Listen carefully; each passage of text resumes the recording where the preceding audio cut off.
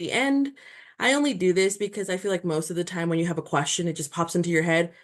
Just drop it in the chat, and then at the end of the presentation, we'll answer them in the order that they are in, okay? Alrighty, let's get started.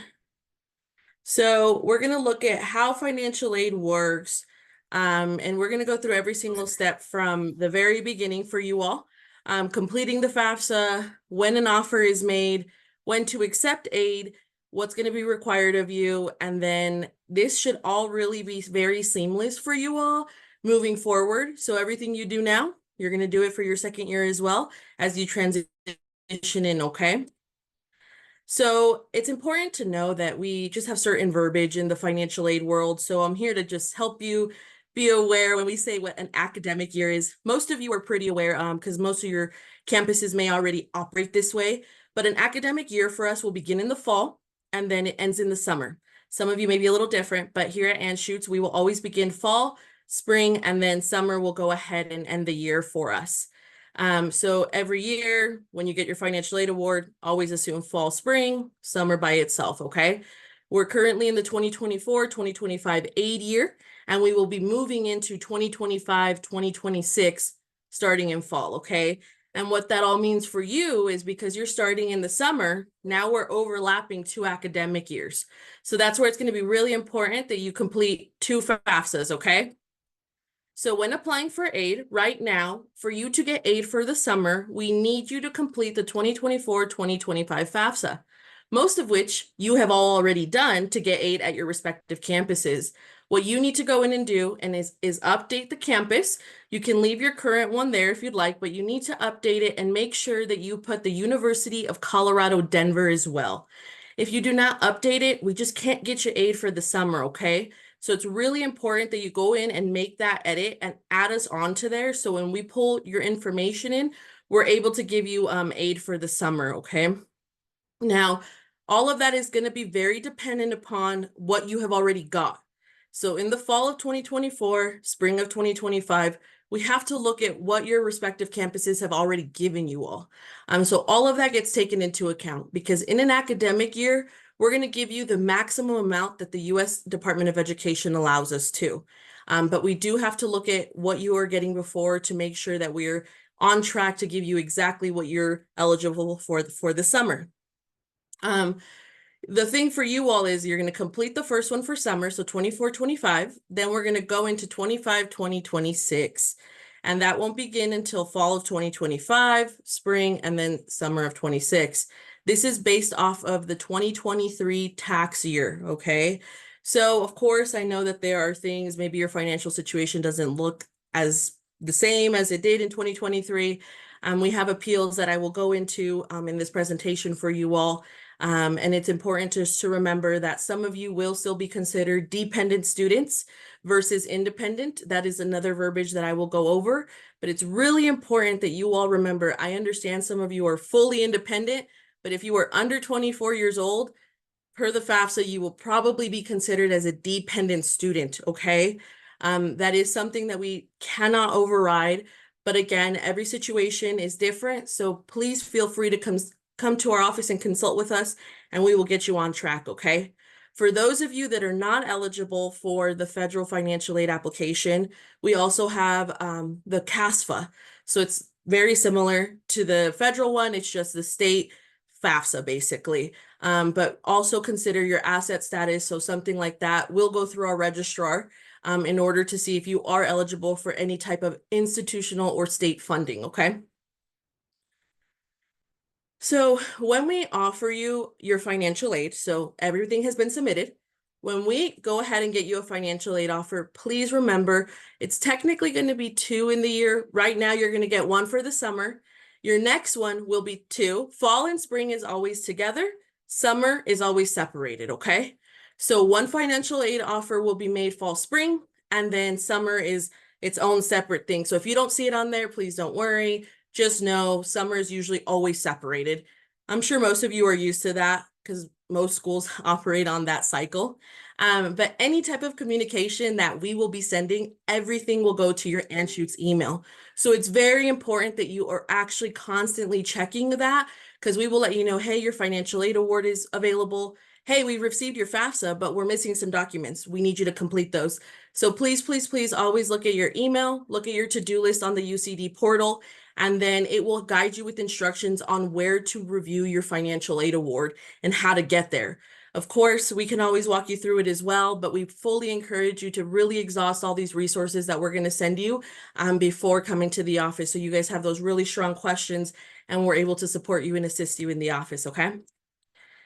Now, in your financial aid offer, what it's going to include is basically anything and everything you're eligible for, whether that's federal, whether that's state, institutional, if you were awarded a scholarship by the College of Nursing, all of that information will be on your financial aid award. Now, sometimes we understand College of Nursing may make their decision for scholarships a little later. We can always update those. So just please remember that. Everything federal and state that is need-based is always served on a first-come, first-served basis. That is why it is so important for you all to complete the FAFSA as soon as it comes out. So 2526 has been out since December 1st, so please, I encourage you to get that done. Another thing is if you all have scholarships that are coming externally from private donors, just go ahead, let us know, but we will not add that information until we have been notified by the donor. Most of the time, what that looks like is we get a check in the mail that says this is for student A, B, and C. Until we get that hard notification, then we will go ahead and update it, okay? Update your financial aid award. Now, we will usually, when we operate on that basis and we are notified later of the fact that some of you have got a scholarship, if you have already taken full cost of attendance, which is something we will get to, then we will make room for the best aid possible. So what basically that means is we're on your team, we're on your side. We want you all to be successful and walk out of here with the least amount of debt possible. So if you took full loans or you are up to the cost of attendance in loans and you get awarded a scholarship, we will reduce the loans and we will make room for the scholarship always. That is not something you need to notify us of. We will automatically do it on your behalf if you have already reached that point. Some of you will not get there or reach the full cost of attendance, so this may not be necessary. But please note, anytime financial aid makes any type of update, we will always notify you of the change. So please just make sure you're constantly looking at that and don't ignore the emails because sometimes we see it and students are a little confused. A lot of the time we do let you know, okay? Now, another thing that you are all eligible for here, and I think it's a great opportunity if y'all wanted to exhaust it, is work study. And our financial aid office does take work study students. Usually in your first year, you guys have a lot more time than you will in your second year, which we totally understand, but work study is something that is need-based, and you guys earn it as a paycheck, not as a lump sum. If work study is something you're interested in for our office, or any other, job that you may find on campus, you will go ahead and submit a request form and we can add it onto there for you. That's another great way to minimize your borrowing or your loans that you may take, okay? Now, I know I mentioned cost of attendance a little early, but here's basically what it is. When we say cost of attendance, that's the big budget, because I know some of you will say, well, tuition was this much. Why is this huge number here? We have to take into account everything that it'll cost you as students here at the University of Colorado. We all know some of you may live alone and have to live alone. We have a cost of attendance budget that has living, it has your insurance, it has, transportation costs, personal costs, tuition that you will all have to pay.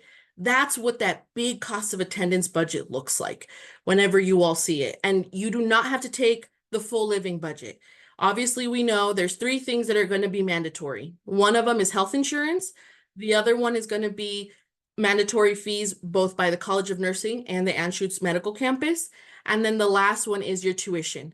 Other than that, we're just creating a budget to allow you to have the room if needed for living expenses. Some of you may not need that, so you do not have to take the full amount out or get a private student loan to supplement the rest of the cost, okay? So that's one thing with your borrowing that I really want you all to think about. What do I need to get, through this program? If you are the type of borrower, you're like, I just need to pay my tuition and fees, which most of the time is a very common trend in this program, then just take what you need for tuition and fees. Even though you see a full big COA budget, you do not have to take the full cost of attendance out, okay? So those direct expenses include, tuition fees, and then they are billed by our bursar, which is our billing department. Those indirect expenses will be books, personal transportation, and everything above, okay? Now, all of this can be viewed on the UCD portal, which is nice, under the financial aid dollar symbol. You can see what your cost of attendance is for your program. And that's just basically, an estimate. It is not us billing you. We are not the bursar, and we do not bill you for that, okay? Now, we know if you take your full COA out and you're like, oh my God, like I have childcare expenses, for those of you that may have kids, we completely understand that. So basically at that point, we have special circumstances, that is this bottom link of this page. And it should direct you to our financial aid homepage for forms. Basically, you just have to file an appeal and say, hey, I need childcare, or I want to get this computer for my program. You can file the appeal. We can increase the budget.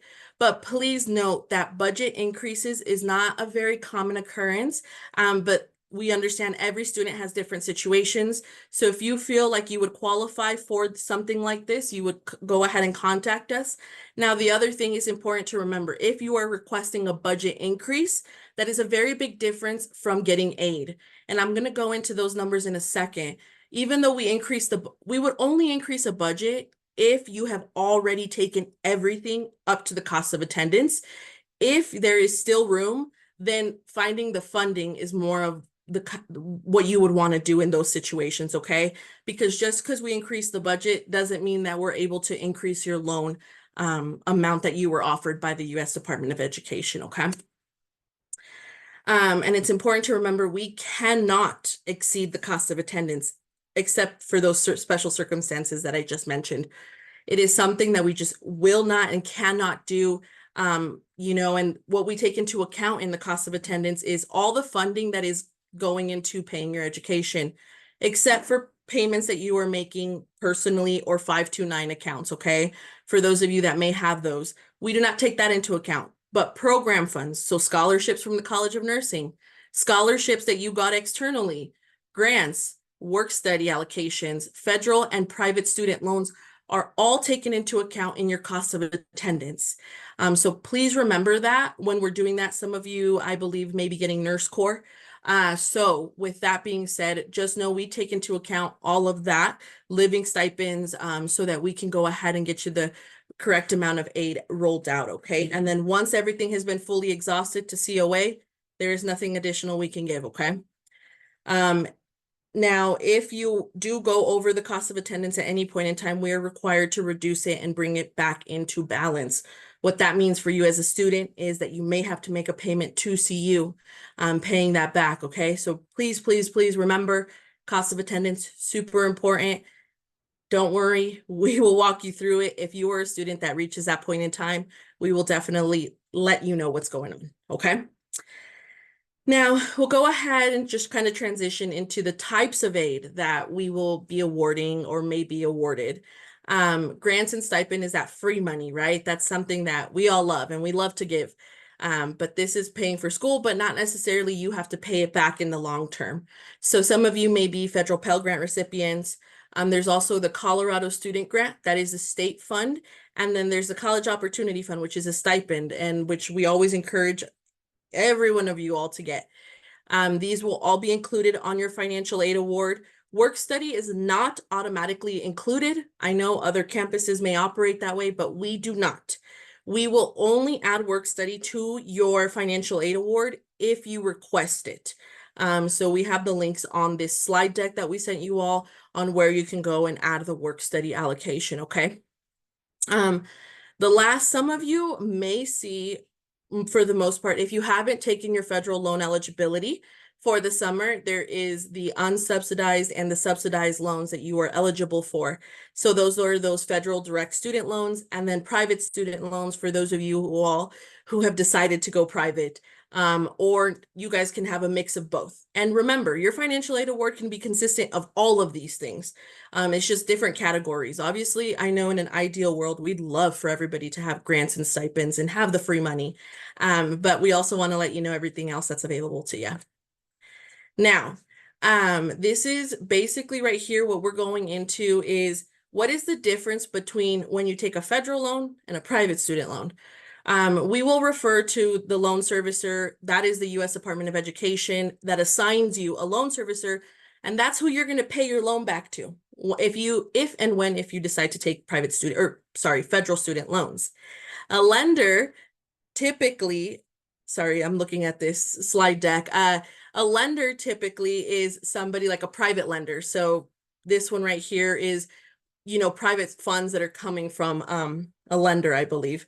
Now, subsidized and unsubsidized, and plus, some of you who are dependent students will be eligible for Parent Plus loans. You do not need to take them, but if you're a parent and you have had that conversation and you are prepared to take that type of loan, you will get assigned a loan servicer for those, and your parents will be responsible for those loans.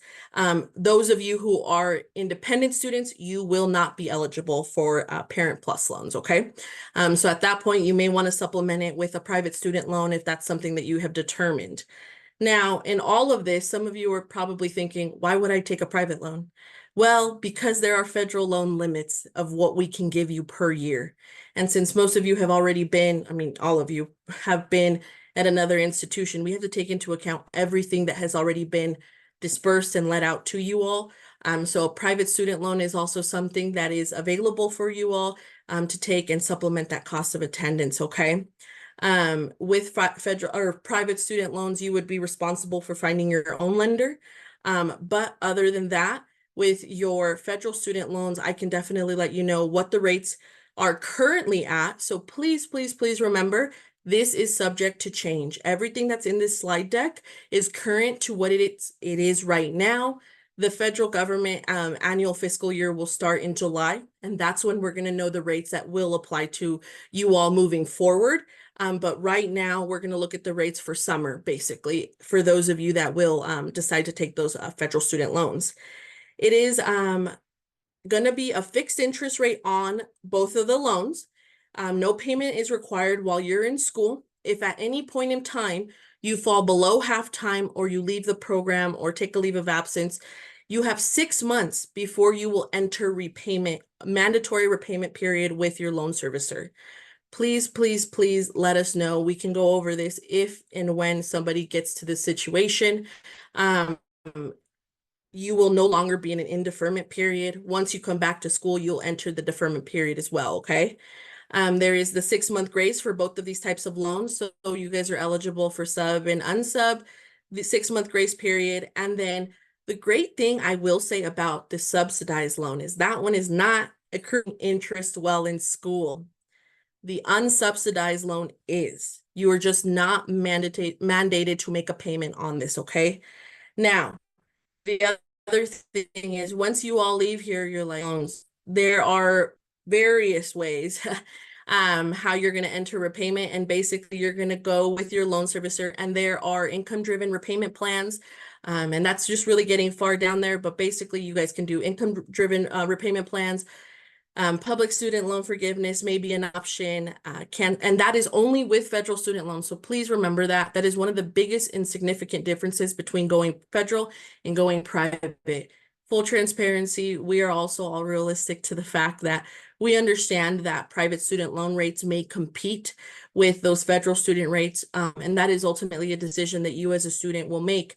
And we are here to support that decision. But if you want these options like an income-driven repayment plan, forgiveness, cancellation, those types of things, federal loans are always, those are kind of the things that are eligible for it. Private student loans, you as the borrower will have to go ahead and do your own research and really look at what are you gaining and maybe what are you losing, okay?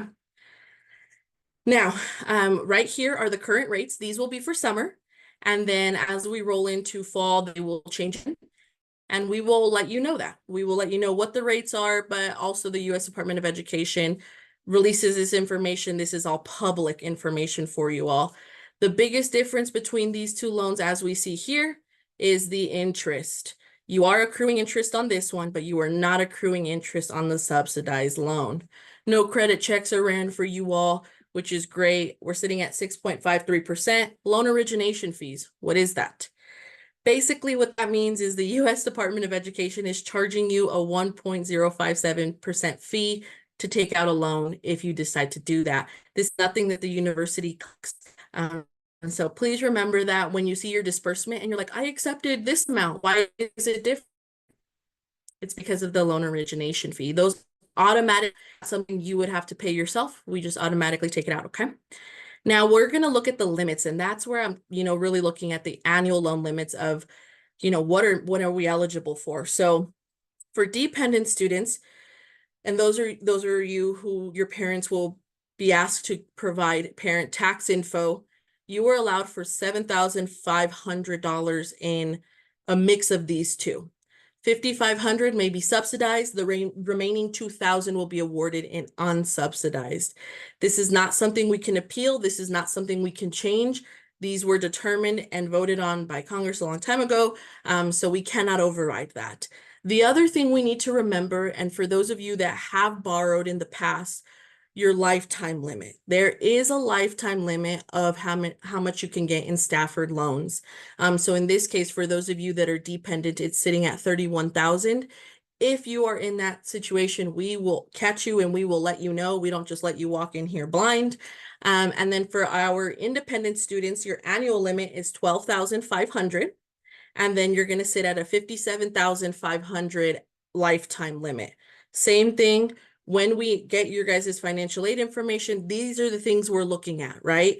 Now, if you already know you have taken at least the 7,500 at your respective campus that you're at right now, then that's when you're going to want to maybe look into, a Parent Plus loan or, even a private student loan. Independent students, same thing. You're going to want to not have the option, obviously, of Parent Plus, but private student loans if that is, the position you're in, okay? These are specifically for the students who know, or you don't know yet, but we will tell you guys who is independent and who is a dependent student per the US Department of Education guidelines. A Parent Plus loan. These are going to be the rates, 9.08. Loan origination fee is much higher. And yes, they are based off of a credit check that is ran on your parents.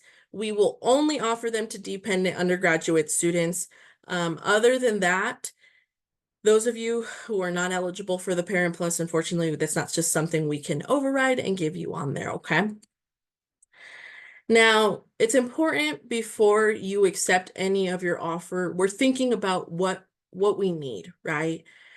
Here's at Anschutz, our office is very big on supporting you all in your financial, journey, because we understand, debt and loans, and especially, in this, social climate that we're in, we completely understand. Really think about, do I have insurance, health insurance outside of the university? Maybe that's something you should waive outside of it, to reduce that expense. For those of you that, you're like, no, I need insurance and I need to get it through the university. Now, that's a cost that you are going to take on as well.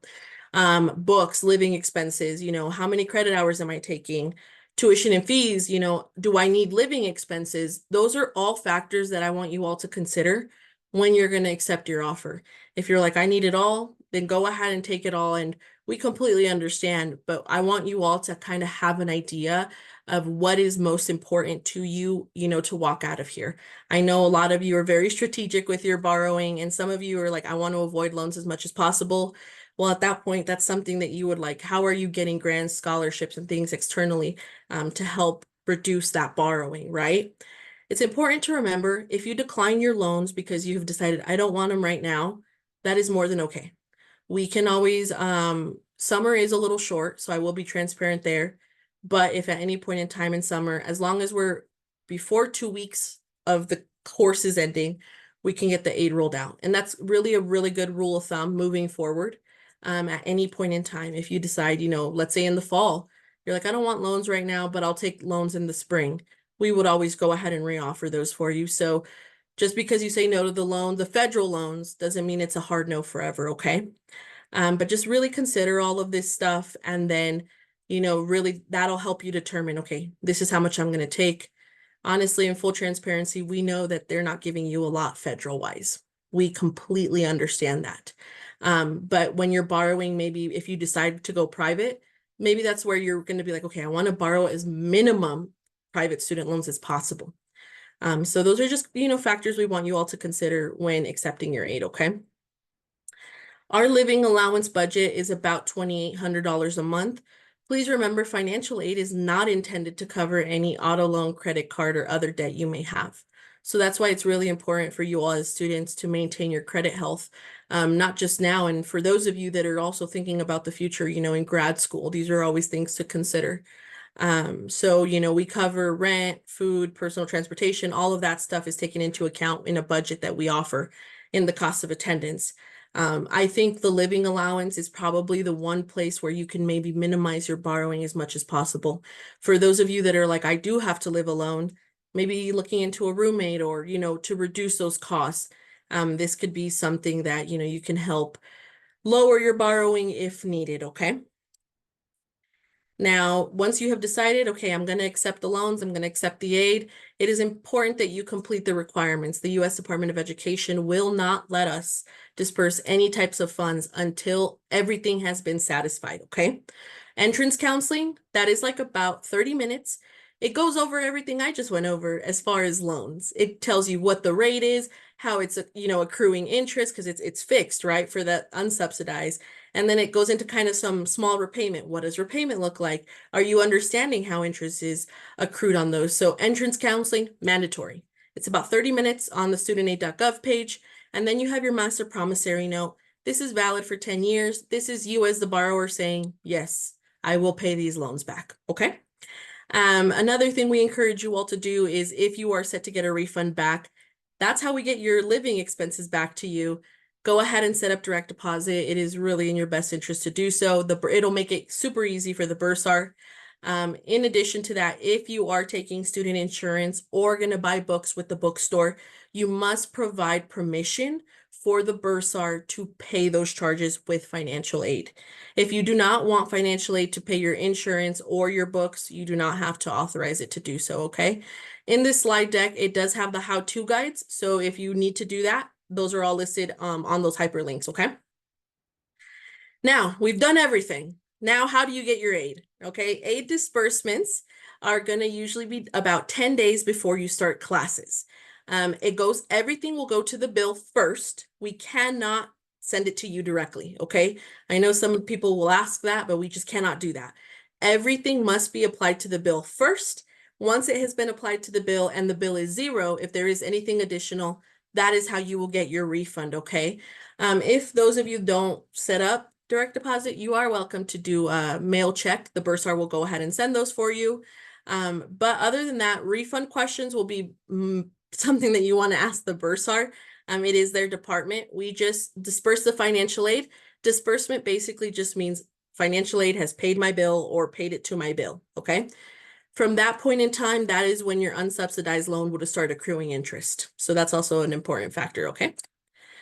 Now, for those of you that are like, I may take financial aid, but I have some, money that I have saved, we encourage you to pay that first before financial aid disperses. Like I said, financial aid disperses about 10 days before classes start. So if you're in that position, at least 10 days before classes start, pay whatever you need to pay for to the bill, okay? Go ahead and you can make a payment with the bursar through your UCD portal. You can also come and physically see the bursar here at Anschutz, okay? It's important to remember that we encourage you to at least try to get this all done at least 10 days before, because if you accept your loans 2 days before the bill is due, that unfortunately does not give us enough processing time to roll out the disbursement. So please, at least 10 days before the bill is due, have an idea of, yes, I want to take some loans out. This is how much I'm going to pay out of pocket or whatever the situation may be, okay? Same thing here. We can adjust the loan amounts. But please remember, we do need time to make the adjustments. So if you do it today, it's not unfortunately going to get done tomorrow. So please allow that processing time for that, okay? For those of you that take the loan out and say, I don't want this loan, actually, I actually don't need it, we can give it back. 45 days, no interest will be assessed on it. We will return it back, but we do need you to complete a form that is called a loan adjustment form saying, hey, I don't want these loans. Can we give them back? And we have that for you, okay? Like I said, again, please make sure that you're doing this. If you want to do this before 45 days, okay? After 45 days, it is up to you. to go ahead and make the payment to your loan servicer. Now, we went over, applying for aid, getting a financial aid offer, awards dispersing. Now we're going to talk about how to keep financial aid. For those of you, it is mandatory that you are meeting the satisfactory academic progress.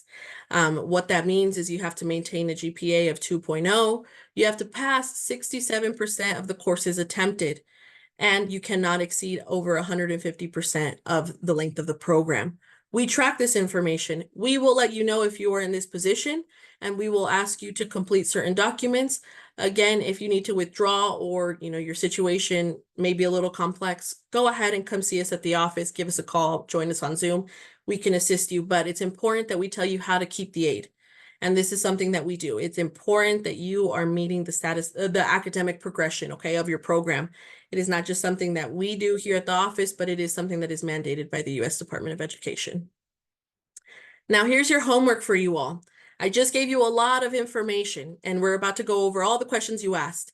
The biggest thing for you all is going to be to complete the 2024-2025 FAFSA if you have not done so already. If you have already done it, update it and add our school code on there. And then you're also going to want to make sure you complete the 2025-2026 FAFSA. Once all that is done and we start, importing your information, for some of you, we have already done so. If there are any documents that we need on your to-do list, or we've emailed you, hey, we need you to complete a certain document, please complete it. We cannot give you financial aid until that information has been collected. Sometimes we may need a copy of your driver's license or something like that. Please complete that. Until that has been satisfied, we cannot give you financial aid, okay? And we will reach out to you. We will call you. We will tell you to complete it. And then the last two things, for those of you that have decided federal loans will be an option, go ahead and complete a master promissory note and the entrance counseling on studentaid.gov, okay? Here we are providing you with resources for those of you, anything student records, FERPA, enrollment verification, residency questions. You'll want to contact our registrar. For those of you that maybe are veteran or military, we have added those links here for you, as well as, the bursars calendars and everything like that, as well as student health insurance. We are not responsible for student health insurance. We are just responsible for the financial aid portion, okay? So if you need the waiver or want to see when the waiver will open up, you're more than welcome to click on those pages, okay? For those of you that are on or can come near campus and want to see someone in person, you can definitely come see us at Education 2 North. We're in the Student Service Center. We also offer Zoom and phone advising appointments. You can also email us with your questions, okay? So now I'll go ahead and open it up so that I can answer these questions. It looks like we have 9. So we'll go ahead and start at the top, okay? It looks like Kayla asked, do we need to send it both to Anschutz as well as CU Denver? Good question. We are actually one campus in the federalized, okay? So when you send it, it's going to say University of Colorado, Denver. I know that's sometimes gets a little confusing, but that's who we are. So don't worry too much if it doesn't say Anschutz Medical Campus. That is us, okay? How old do you have to be considered independent for FAFSA? You need to be older than 24. Married or active military? Just to clarify, we do apply for 2024 or 25, or do we just edit it in CU? You just edit and make this and add CU to your school codes. On the website, it says if we are a first student, we need to sign up for scholarship applications through a link. When does the link get sent to us? That is something that the College of Nursing will let you know, and they will send it to your Anschutz email. Unfortunately, we are not on those committees, and we don't make any of those decisions. So College of Nursing should be able to provide you with that information on when the application will open up for scholarships. Okay, perfect. It says, is the budget applicable only for student loan application? So this is for everything, essentially. So for any type of funding that you're trying to get, other than, your own personal payments or the 529, this budget is applicable for, like if, this is kind of how we award financial aid. We can't surpass that cost. So yes, it is technically for student loan options, whether that's private or federal. We cannot surpass the cost of attendance, and it will be applied to both. For those of you that take federal loans and then also take private student loans, we do, award you the remaining cost that you have left. But you can't technically double dip is what we call it. You can't get full loans and then get like a crazy amount of private student loans, we have to cap it. We have to do the cost of attendance. So that is applicable to those loans, okay? Are there payment plans? Yes, there are, and they are with the bursar. If we do not have access to our CU emails, how can we make an appointment? We don't operate on an appointment basis, which is a good question. We operate on a walk-in basis from 9 to 1. You can come and see us. We have advisors on campus at all times.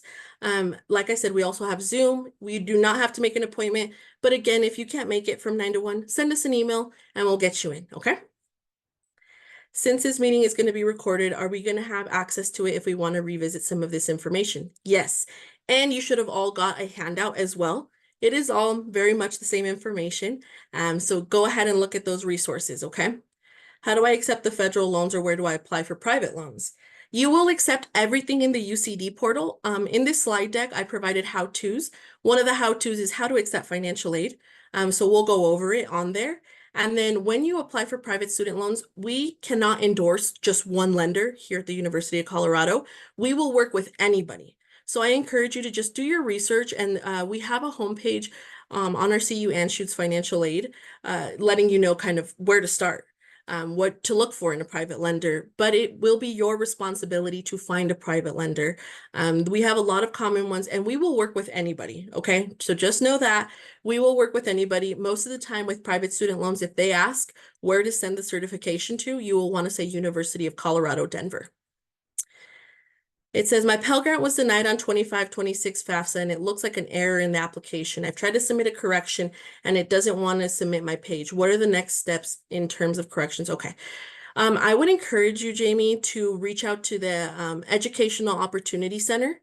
I know that CCD has one, as well as Community College of Aurora has one of these centers.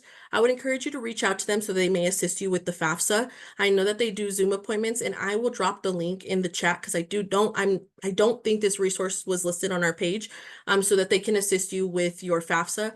Until the correction has been fixed, we will not receive your information to send you a financial aid award. Unless we have, it will force us to tell you, hey, you need to make this correction. But Jamie, you are more than welcome to also reach out to our office, and we can guide you in the right direction so you can get help to get that denial fixed, okay?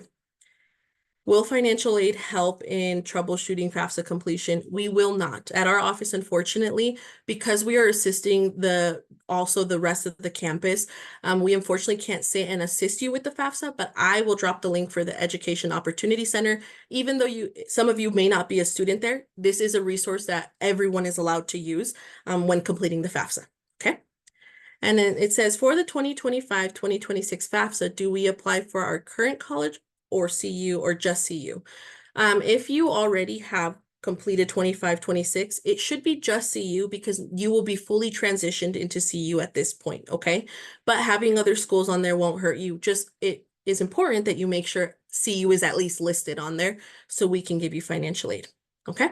And then before we end our call, I do want to get you guys that link for the Education Opportunity Center. I'm gonna send it also to your programs respectively, because if I drop it in the chat, you'll just have to open it. I'm gonna send it to the programs so you guys have access to that. That resource is specifically for those of you that need help completing the FAFSA, okay? You can go ahead and schedule appointments. It's a great resource, and I will send it to them so that you all have access to it. It looks like those were all the questions on there. Is there anything else? You can pop off, you can get off of mute and ask your question if needed.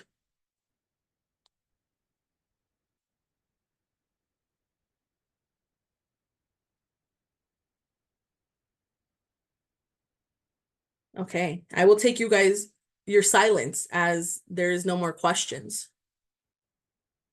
So I think we're pretty good to go here. Liza, thank you so much. We really appreciate you being here. And will you share the recording with us so I can send it out to the students and to the other instructors to share? Yes, of course. Me and Dee Dee will make sure that gets out to you all. I appreciate it so much. Thank you. And yes, I will look for that link you're going to be sending to and share that with everyone. Perfect. Okay. Have a good day, Have everybody. a good day. Thank you.